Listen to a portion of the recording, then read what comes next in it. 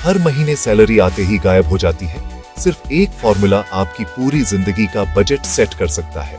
50-30-20 rule. नमस्कार दोस्तों, मैं हूं आपका दोस्त और आज मैं आपको बताऊंगा कि 50-30-20 रूल कैसे आपकी इनकम को सिर्फ 3 हिस्सों में बांटकर आपकी जिंदगी को आसान बना सकता है। ये रूल बहुत सिंपल है और हर सैलरी वाले इंसान के लिए जैकपॉट जैसा है। सबसे पहले स्टेप 1, 50% फॉर नीड्स। आपकी सैलरी का आधा हिस्सा सिर्फ जरूरी खर्चों के लिए रखें, जैसे कि किराया, राशन, बिजली, EMI और ट्रांसपोर्ट। ये वो खर्च हैं जो टालना पॉसिबल नहीं है। याद रहे, नीड्स मतलब सिर्फ बेसिक्स, कोई लग्जरी नहीं। Step 2, 30% for wants.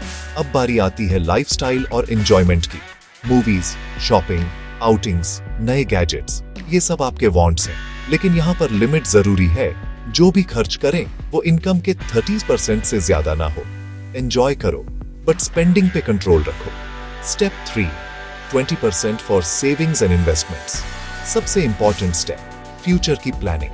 सैलरी मिलते ही सबसे पहले 20% सेविंग में डाल दो, चाहे FD हो, SIP, PPF, NPS या इमरजेंसी फंड। याद रखो, पहले खुद को पे करो, उसके बाद बाकी खर्च। अब जरा एक एग्जांपल लेते हैं।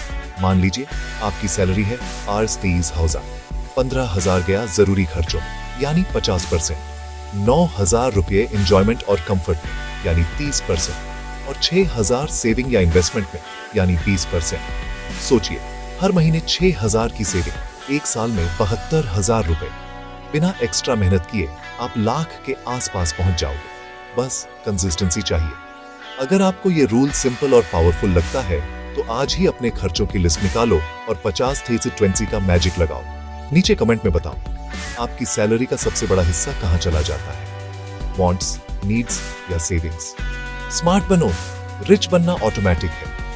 ऐसे ही फाइनेंशियल टिप्स और बजटिंग हैक्स के लिए चैनल को सब्सक्राइब करो। याद रखो, पैसा कमाना नहीं, उसे मैनेज करना ही असली स्किल है।